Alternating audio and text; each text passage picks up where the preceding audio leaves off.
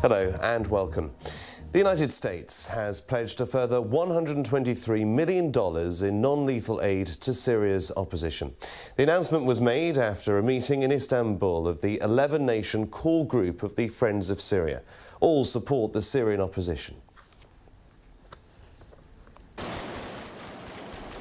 It's a nation in the midst of civil war. And what to do about the ongoing violence in Syria is a question that world leaders have been asking themselves since this conflict began more than 2 years ago.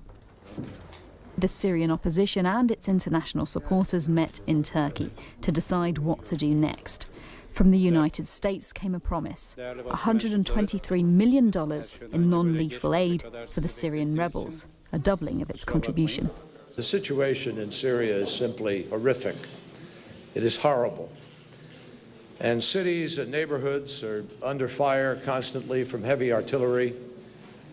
Ballistic missiles are used against people, innocent people. And Assad is using his air force to rain down terror, dropping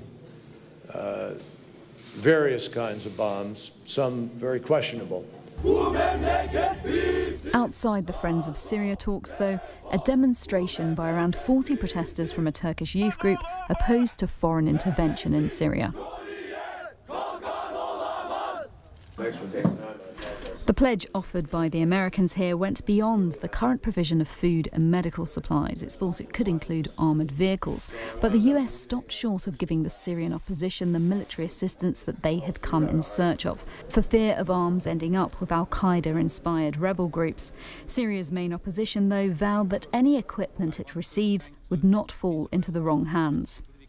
It is in the clearest language they've ever used, their commitment to a free and democratic Syria, to condemn extremism themselves, to be clear about their responsibilities. Britain and France have argued for weapons to be supplied to the rebels who've been struggling to break out of suburbs like this one in the capital Damascus. The Syrian opposition, though, has yet to get the kind of support from the international community that it strives for. Susanna Mendonça, BBC News. Well, our correspondent James Reynolds was in Istanbul for the Friends of Syria meeting. More than 6 hours of talks here in an old Ottoman palace in Istanbul have ended up with two separate declarations. The first is a declaration by the Syrian opposition coalition itself. It restates its desire to see Syria as sovereign and independent. And crucially, in the 12th article, it says the international community should work to stop the Assad regime from using fighter jets and Scud missiles. The Syrians should be able to attain the necessary means to defend themselves. Earlier on, the coalition specifically requested airstrikes or drone strikes from countries here to go against Assad targets. It looks like they did not get that request. Certainly, I can see no trace of it in this second statement, which is the statement of the 11 countries which make up the Friends of Syria. They've essentially restated their own principles. They want to support the opposition. They've discussed allegations of the use of chemical weapons by President Assad's forces. If these allegations are proven to be correct, there will, the statement says, be severe consequences. The US Secretary of State John Kerry in the final statement said that the United States was continuing to support the opposition using non-lethal means.